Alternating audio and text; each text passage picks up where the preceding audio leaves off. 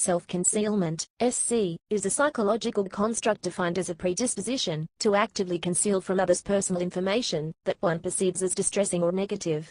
Self-concealment can be understood as an instance of boundary regulation in the maintenance of privacy.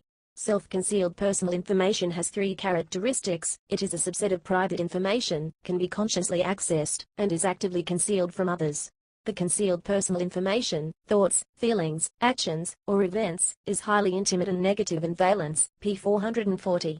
Self-concealment has been shown to be both conceptually and empirically distinct from self-disclosure. Historical context. Secrets and secret-keeping have been a long-standing interest of psychologists and psychotherapists. Jared's recent work on self-disclosure and Pennebaker's research on the health benefits of disclosing traumatic events and secrets set the stage for the conceptualization and measurement of self-concealment. Jared's research pointed to the conclusion that stress and illness result not only from low self-disclosure, but more so from the intentional avoidance of being known by another person. In a later line of research, Pennebaker and his colleagues examined the confiding illness relation or the inhibition disease link, and found that not expressing thoughts and feelings about traumatic events is associated with long-term health effects. Pennebaker attributed the unwillingness to disclose distressing personal information to either circumstances or individual differences. The self-concealment construct, and the scale for its measurement, the self-concealment scale, were introduced to permit assessment and conceptualization of individual differences on this personality dimension. Self-concealment scale.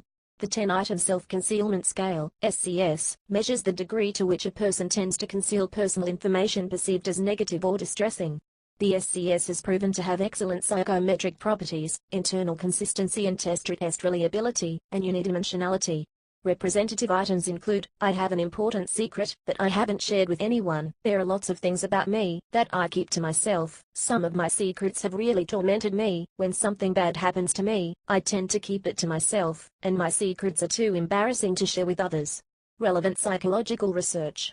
The initial study of self-concealment by Larson and Chastain found that self-concealment uniquely and significantly contributed to the prediction of anxiety, depression, and physical symptoms, even after controlling for trauma incidents, trauma distress, trauma disclosure, social support and social network strength, and self-disclosure. Subsequent research has examined the effects of self-concealment on subjective well-being and coping, finding that high self-concealment is associated with psychological distress and self-reported physical symptoms, anxiety and depression, shyness, and negative self-esteem, loneliness, rumination, anxiety, social anxiety, depression, and self-silencing, ambivalence over emotional expressiveness, maladaptive mood regulation, and acute and chronic pain. Theoretical models offered to explain the consistent finding of negative health effects for self-concealment include an inhibition model developed by Pennebaker, which would attribute these effects to the physiological work that is a consequence of the behavioral inhibition accompanying the self-concealment process. A preoccupation model, based on the work of Wenner, that sees the thought suppression associated with self-concealment as ironically leading to intrusive thoughts and even greater preoccupation with distressing personal information, which in turn leads to poor well-being. Self-perception theory, which argues that behavior influences attitudes. The self-concealing person observes his or her own concealing behavior, and concludes that there must be a good reason for the behavior, leading to negative characterological self-attributions that fit with this conclusion. For instance, I must be bad, because I am concealing this aspect of myself. Self-determination theory, which explains the negative health effects of self-concealment as the consequence of the frustration of the individual's basic needs of autonomy, relatedness, and competence.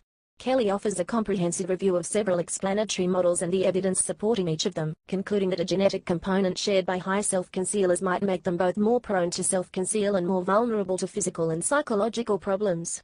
Research studies have focused on the relation of self-concealment to attachment orientations, help-seeking and attitudes toward counseling, desire for greater physical, interpersonal distance, stigma, distress disclosure, lying behavior and authenticity, and psychotherapy process. Research also focuses on self-concealment in specific populations: LGBT, multicultural, and adolescents, families, and romantic partners.